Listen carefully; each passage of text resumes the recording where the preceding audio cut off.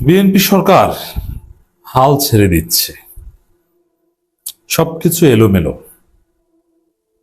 দর্শক, জরুরি পরিস্থিতিতে তারেক রহমান সরকারকে জরুরি কিছু একটা করতে হবে। জামাত, এনসিপি, ইউনূসকে সাথে নিয়ে জাতীয় সরকার গঠন করতে হবে, নইলে বাংলাদেশ কার্যত ধ্বংস হয়ে যাবে। এই ধ্বংসস্তূপ থেকে বাংলাদেশ বাঁচবে না। দর্শক, সেই 60-এর দশক 70-এর দশকে যে ওয়াইল্ড ক্রাইসিস হয়েছিল, অলরেডি সেই ধাপ অতিক্রম করেছে। পৃথিবী এক নজিরবিহীন সংকটের মুখে। পুরো ইরান কেঁপে উঠেছে। হরমুজ প্রণালীতে ইরানের যে মিলিটারি বেস, এটা ধ্বংস করে দিতে চাচ্ছে যুক্তরাষ্ট্র। আর ইরান পুরো মধ্যপ্রাচ্য জুড়ে মার্কিনপন্থী সমস্ত তেল শোধনাগার, গ্যাস পাম্প, সব জায়গায় হামলা করবে, পানি শোধনাগারও হামলা করবে। তো বাংলাদেশ মরবে তেল সংকটে, আর কাতার সহ মধ্যপ্রাচ্যে মরবে পানি সংকটে। কারণ ওদের দেশে, বিশেষ করে কাতারে, তেলের চাইতে পানির দাম বেশি, এবং ওদের পানি শোধনাগার ছাড়া ওরা মুহূর্ত বাঁচতে পারে না, যে পানি শোধনাগারে হামলা করবে। তাহলে বুঝতে পারেন যে পৃথিবী কোন পরিস্থিতিতে দাঁড়িয়ে আছে। এই জায়গায় মির্জা ফখরুল ইসলাম আলমগীর বলছেন, সামনে কঠিন সময়, তেল ও জিনিসপত্রের দাম বেড়ে যাবে। কয়েক ঘন্টা আগেও আমির খসরু মাহমুদ চৌধুরী বলেছিলেন যে এত কিছুর পরও কিন্তু দাম বাড়ে নাই, আমরা সফল। যদিও এটা ছিল একটা চাপাবাজি, কারণ যতটুকু সফলতা ছিল ওটা ছিল ইউনূস আমলের সুফল।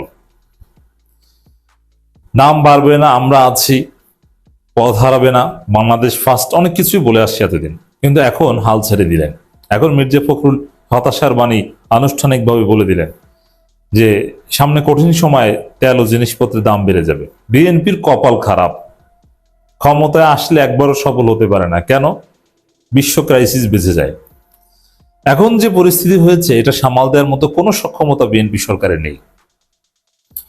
এজন্য ইউনূস জামাতকে সাথে নিয়ে যুক্তরাষ্ট্রের হাত ছেড়ে চীন রাশিয়াপন্থী হওয়া ছাড়া কোনো উপায় দেখছি না। ব্যালেন্স করে চলতে হবে। সরকারে দুইটা পন্থী থাকবে, বিএনপি আমেরিকাপন্থী আছে, ঠিক আছে, তো জামাতকে ইউনূসকে সাথে নেওয়া হোক। ইউনূস সবাইকে ম্যানেজ করতে পারবেন, আর জামাত চীনপন্থী রাশিয়াপন্থী এই দিকটা ম্যানেজ করবেন। বাংলাদেশ বেঁচে থাকবে কোনো রকম। ভয়াবহ প্রভাবের মধ্যে আমরা হয়তো পড়ব না। নইলে যেখানে সরকার হাল ছেড়ে দেয় সেখানে তো কিছু করার থাকে না। মন্ত্রী বলছেন যে তেল জিনিসপত্রের দাম বেড়ে যাবে, তাহলে বুঝেন যখন আগে ভাগে ঘোষণা দেয় দাম বেড়ে যাবে, কতটা বাড়বে। মানুষ না খেয়ে মরবে। আমি কয়েকদিন যাবৎ বলে আসছি যে বাংলাদেশ একটা দুর্ভিক্ষের কবলে পড়তে যাচ্ছে। 9 দিগন্তের খবর, যে কোনো সময় বাংলাদেশের সমস্ত পেট্রোল পাম্প বন্ধ হয়ে যেতে পারে। পেট্রোল পাম্প বন্ধ হয়ে যাওয়া মানে কি? পুরো বাংলাদেশ অচল হয়ে যাওয়া, ভয়াবহ বিদ্যুৎ সংকট হওয়া। যারা ঈদের ছুটিতে একটু লেটে বাড়ি যাবেন, তারা তো লেটে বাড়ি যেতে পারবেন না। সবকিছু অচল হয়ে যাবে। সরকার হা করে তাকিয়ে দেখবে, কিছু করার থাকবে না। আর তখন যদি রাজনৈতিক অস্থিরতা থাকে, জুলাই সনদ, স্থানীয় সরকার নির্বাচন, এগুলো নিয়ে ঝামেলা হয়, তখন বিএনপি সরকার এককভাবে টেকার কোনো সম্ভাবনা থাকবে না, নিশ্চিতভাবে ফল করবে। বিএনপি সরকার মন্ত্রীদের প্যান্ট চাইনকে খুলে ফেলবে, মানুষ আন্দোলন করে। এজন্য এই জুলাই সনদ 1-2 দিনের মধ্যে বাস্তবায়ন করে ফেলেন, মানে পার্লামেন্ট খুললে। তারপরে রাজনৈতিক যত কনফ্লিকচুয়াল বিষয় আছে এগুলো মেনে নিন, তারপরে জাতীয় সরকার গঠন করেন। কোনো ঝামেলা যাইয়েন না। আরে ভাই, আপনি ক্ষমতা এক্সারসাইজ করবেন, আপনি তো থাকবেনই না, কাজ করবেন, কিন্তু আপনারা যে লাইনে গেছেন, আপনারা পারবেন না এই দেশকে রক্ষা করতে। দুর্ভিক্ষের কবল থেকে বাংলাদেশকে রক্ষা করতে পারবেন না। আল্লাহর কাছে দোয়া করি মধ্যপ্রাচ্য ক্রাইসিসটা সমাধান হোক, এবং তবে সমাধান হওয়া খুব কঠিন। যুক্তরাষ্ট্র যে আচরণ করছে, যে বেপরোয়া আচরণ করছে, ভয়াবহ ইরানের হাসপাতালগুলোতে যে হামলা করছে, ইরান তার সর্বশক্তি দিয়ে পুরো মধ্যপ্রাচ্য তছনছ করে দিবে। এর প্রভাব পড়বে ভারতের উপর, পাকিস্তানের উপর, এর প্রভাব পড়বে বাংলাদেশের উপর। ওদিকে আফগানিস্তান, পাকিস্তান লেগে আছে, সৌদি আরব আক্রান্ত হবে, কাতার কুয়েত, বাহরাইন, আরব আমিরাত আক্রান্ত হবে নিশ্চিতভাবে। তো দর্শক, বিএনপির মহাসচিব মির্জা ফখরুল ইসলাম আলমগীর এই বক্তব্যে অশনি সংকেত লক্ষ্য করছি, এবং সারা দেশে পেট্রোল পাম্প বন্ধ হয়ে যেতে পারে, ইরান জুড়ে ভয়াবহ হামলা হয়েছে, এবং জ্বালানি সংস্থাগুলো বলছে যে সারা পৃথিবীতে প্রভাব পড়বে, কেউ রক্ষা পাবে না, ভয়াবহ পরিস্থিতি আসছে। এখানে বাংলাদেশ সবচেয়ে বড় কঠিন পরিস্থিতি আছে। দর্শক, এলজিআরডি মন্ত্রী ও বিএনপি মহাসচিব মির্জা ফখরুল ইসলাম আলমগীর বলেছেন, মধ্যপ্রাচ্যের যুদ্ধটা আমাদের খুব ক্ষতি করছে। সামনে কঠিন সময়, তেলের দাম বেড়ে যাবে, সেই সঙ্গে বাড়বে জিনিসপত্রের দাম, সেগুলো নিয়ে আমাদের আগাতে হবে। আর বিরোধী দলের সাথে কনফ্লিক্ট থাকলে আপনি কিভাবে আগাবেন? অতএব যেহেতু অনিবার্য, কিছু করার নেই। আর এই যে বাড়বে, এটাও বিএনপির দায়। কারণ যদি আমেরিকার কোলে লাভ দিয়ে বিএনপি সরকার না উঠতো, খলিলুর রহমানদের মতো মার্কিন দালালকে যদি পররাষ্ট্রমন্ত্রী না বানাতো, তাহলে চীন, রাশিয়া থেকে আমরা খুব সহজে গ্যাস, তেল আমদানি করতে পারতাম, কারণ তাদের কাছে মজুদের অভাব নেই। রাশিয়ায় এমন এত পরিমাণ তেল, গ্যাস আছে, এরা বেচার মতো লোক পায় না, অনেক কম দামে বেচে, একদম পানির দামে বেচে। ইউরোপের অনেক ফার্স্ট ক্লাস কান্ট্রি রাশিয়া থেকে ব্ল্যাকে কম দামে তেল কিনে, গ্যাস কিনে, অবৈধ পথে জার্মানি কিনে, আর অনেকে কিনে, বেলজিয়ামও কিনে। তো সেখানে বাংলাদেশ তো খুব সহজে এই সংকট মোকাবেলা করতে পারে চীন, রাশিয়া থেকে এনে। কিন্তু লাভ দিয়ে উঠেছে আমেরিকার কোলে, বাঁচতে পারবেন না তো। এই জন্য জাতীয় সরকার গঠনের প্রস্তাব দিচ্ছে। এই সব ফাজলামি বন্ধ করতে হবে সবার আগে। এই যে বিলাসী প্রজেক্ট, এই যে ফ্যামিলি কার্ড, এটা একটা অ্যাবসলিউটলি একটা ফালতু থার্ড ক্লাস একটা প্রজেক্ট। বিনা কাজে পৃথিবী ধ্বংস হয়ে যাচ্ছে, দুর্ভিক্ষের কবলে বাংলাদেশ। আপনি কাজ ছাড়া বসিয়ে বসিয়ে ফাও ফাও বিএনপির লোকজনকে আপনি ফ্যামিলি কার্ডের মাধ্যমে টাকা দিচ্ছেন। রাষ্ট্রের জরুরি ক্রাইসিস মোমেন্টের টাকা ত্রাণ তহবিল থেকে আপনি ছাত্র দলের লোকজনকে ঈদ সালামি দিচ্ছেন প্রধানমন্ত্রীর পক্ষ থেকে। এইসব ফাজলামি বন্ধ করতে হবে। একটা টাকা অপচয় করা যাবে না। খাল খনন, আপনি কিসের খাল খনন করছেন? এটা খাল খনন নামে একটা লুটপাট। আরে ভাই, আপনি ভাত খেতে পারেন না, আপনি কিসের খাল খনন করছেন? যেসব খাল আছে ওইগুলোতে যে পানি হয় আপাতত ওইগুলো দিয়ে কাজ করেন, খাল খনন টনন বাদ দেন। আগে বাংলাদেশ বাঁচুক, মধ্যপ্রাচ্যের সংকট কাটলে তারপরে আপনি ফ্যামিলি কার্ডের নামে নাটক করেন। এখন এইসব নাটক স্থগিত রাখেন, খাল খনন নিয়ে আসছে। মির্জা ফখরুল বলেন, আমাদের কাজ করতে এসেছি, এই বৃদ্ধ বয়সে আমাদের ছুটি নেই, প্রতিদিন সকালে অফিস করতে হয়, আমরা কাজ করে ইবাদত করে ভেস্তে যাব। বিএনপি মহাসচিব বলেন, যুদ্ধ লেগেছে, সে কারণে তেলের সরবরাহ কম, কিন্তু পাম্প ভাঙচুর করা সমীচীন নয়। মবকে আমরা কঠোর হস্তে দমন করব। গায়ের জোরে আইনের পাম্প ভাঙচুর না, মানুষের পেটে ভাত না থাকলে, তেল না পেলে, বিদ্যুৎ না পেলে আপনার বাসভবন মানুষ ভাঙচুর করবে, আপনার প্যান্ট জাইঙ্গে খুলে নেবে, কেউ ঠেকাতে পারবে না। এই জন্য আগে ভাগে মাস্টার প্ল্যান করুন, ইউনূস, বিএনপি, জামাত সবাইকে নিয়ে একটা ঐক্যবদ্ধ কিছু একটা করেন, তাহলে এই পরিস্থিতি সামাল দেওয়া যাবে না। এরা ভুলে গেছে যে জুলাই চলমান, জুলাই চলমান, জুলাই শেষ হয়নি, জুলাই চলবে, আরো 5 বছর 10 বছর চলবে জুলাই চলমান, এটা ভুলে গেছে। তো এরা কিভাবে করবে? শিলং সালাউদ্দিনকে দিলেন আপনি স্বরাষ্ট্রমন্ত্রী, এত যোগ্য লোক থাকতে আপনি আলতাফ চৌধুরীকে দিতে পারতেন, আপনি বাবরকে দিতে পারতেন। আপনি তাকে দিলেন যে ভারতের সাথেই ট্রেন্ড আপ, ভারতেরই সে নাগরিক, সে এবং সে আপনি সিকিউরিটি কম্প্রোমাইজ করেছে। আমার বিডিআর, পুলিশ, আনসার এগুলো তো সব কমান্ড করে তার অধীনে, তো সে তো সিকিউরিটি পুরো এলিমেন্ট ভুল আদেশ দিবে অথবা দায়িত্ব পালন করতেই দিবে না। তো আমার বিজেপি বর্ডার দিয়ে তো ছেড়ে দেবে সব। তো কাকে কোথায় বসালে? খলিল সাহেবকে পররাষ্ট্রমন্ত্রী নিয়োগ দিল কোন হিসেবে আমি বুঝলাম না। খলিল সাহেবকে পররাষ্ট্রমন্ত্রী, খলিল সাহেবকে কেন দিল? তাহলে আতাত কোথায়? তার মানে সে ওই যে অজিত দোভালের সাথে এরা মিটিং করে আসছে না একবার খলিল, আবার বাইরে কাতারে গিয়ে একবার মিটিং করে আসছে না, সেখানেও তো ভারতীয় 2-3টা ছিল। তো এগুলো তো ইউনূস সাহেবকে ব্লাফ দিয়েছে এই খলিল, শফিক, এরা তো ইউনূস সাহেবের সাথে বিট্রে করছে। এবং ইলেকশন রেজাল্টের সন্ধ্যাপদ যেদিন ভোট হইলো, আমি আমার সেনাবাহিনী নিয়ে গর্বিত। সেনাবাহিনী ঈদের নির্বাচনের দিন খুব সুন্দরভাবে আন্তরিকতার সাথে ইমানদারির সাথে ডিউটি পালন করেছে। বাট ভোট কাউন্টিং তো সেনাবাহিনীর দায়িত্ব না, তো সেনাবাহিনীকে এখানে ব্লেম দেওয়া যাবে না। আমি নির্বাচন কেন্দ্রে গেছি, 7টা নির্বাচন কেন্দ্র ভিজিট করি, 7টা না 9টা বা 11টা, 9টা অথবা 11টা ভিজিট করেছি। আমি তো দেখেছি যে কিভাবে সেনাবাহিনী কষ্ট করে সারা দিন সেই সকাল থেকে রাত 8টা পর্যন্ত ছোটাছুটি দৌড়াদৌড়ি বিভিন্ন জায়গায় করছে, তারা আইন শৃঙ্খলা রক্ষার চেষ্টা করছে। ছোটখাটো হ্যাঁ 2-1টা জায়গায় হয়েছে, বাট যখনই আবার আর্মি চলে আসছে সেটা তারা পারেনি। তো এখানে কারচুপিটা যে করলো, এটা ইউনূস সাহেবকে তারা ডার্কে রেখেছে, এটা তো সোশ্যাল মিডিয়াতে আসছে, মানুষ বলাবলি করছে। এই কারা ডার্কে রেখেছে? ইউনূসের সাথে যারা ডক্টর ইউনূসের সাথে আশেপাশে যে চামচাগুলা ছিল, এই খলিল মলিল এগুলা আরো যেগুলা ছিল, সচিব টচিব, এরা জানতেই দেয় নাই ডক্টর ইউনূসকে। ডক্টর ইউনূস জেনেছেন সন্ধ্যার পরে, ততক্ষণে কাজ হয়ে গেছে। বা রেজাল্টও তো 3 দিন পরে ঘোষণা করে, 3rd ডে থেকে ঘোষণা, অফিসিয়াল ডিক্লারেশনটা তো পরে হয়েছে, 3rd ডেতে বা 4th ডে। তো ডক্টর ইউনূস তো চেয়েছিলেন একটা বেস্ট পসিবল নির্বাচন বাংলাদেশে উপহার দিতে, কিন্তু আমি যদি বলি 70 সাল থেকে এই পর্যন্ত যতগুলা নির্বাচন হয়েছে তার মধ্যে সবচেয়ে নিকৃষ্ট নির্বাচন হয়েছে এটা।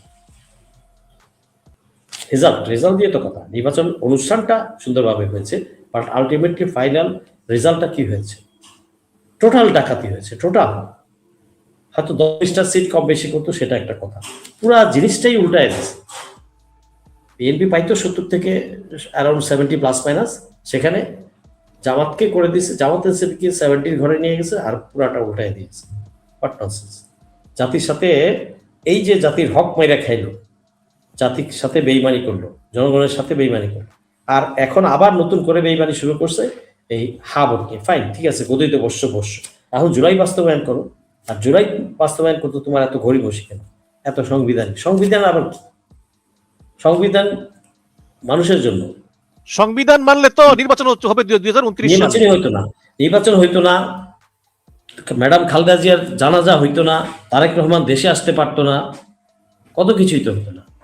তাহলে কেন, কি জন্য এই সমস্ত? এটা টোটাল বেইমানি না, টোটাল মির্জাফরি না, বিশ্বাসঘাতকতা। এবং আবার সেই ভারতের কোলে বসে গেছে, ভারতের সাথে আবার লেনদেন শুরু হয়ে গেছে, এক্সপোর্ট ইম্পোর্ট শুরু হয়ে গেছে। আমাদের তো দরকার ছিল না, 19 মাস আমরা ভারতের সাথে কোনো ব্যবসায়িক লেনদেন ছাড়াই তো এই দেশ সুন্দর চলেছে। এই দেশ মাথা তুলে দাঁড়াবে যদি ভারতের সাথে কোনো লেনদেন না করে, তাহলে এই দেশ তাড়াতাড়ি মাথা তুলে দাঁড়াবে, এটা আমি বলতে পারি। ভারত বরঞ্চ আমাদের পিছিয়ে দেয়। আমাদের উচিত ভারতের সাথে লেনদেন আগামী 20 বছর একদম বন্ধ রাখা, টোটাল বন্ধ রাখা।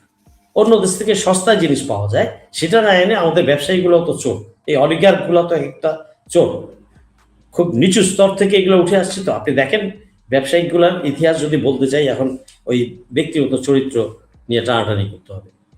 কোন কুলাগারটা কোথেকে উঠে আসছে দেখেন না, আপনি হিসাব করেন ব্যাকগ্রাউন্ড, এরা কোথায় ছিল আজ থেকে 20-30, কেউ 15, কেউ 20, কেউ 30, কেউ 40 বছর আগে। সব খুব নিম্ন স্তরের মানুষগুলা, এদের হাতেই এখন দেশের অর্থনীতি। এরাই অলিগার, এরা মানুষ নয়, অমানুষ। বসুন্ধরা কি ছিল আজ থেকে 35 বছর আগে? যুগান্তরের কি বাবুল্লা কি ছিল? তো এরকম হাতে গোনা 2-1টা আছে যারা ভালো, বাকি 90%ই এই অখাদ্য এবং খুবই নিম্ন স্তর থেকে নিম্ন মন মানসিকতার লোকগুলাই আজকে দেশের অর্থনীতি কন্ট্রোল করছে এবং সবকিছু রাজনীতি কন্ট্রোল করছে।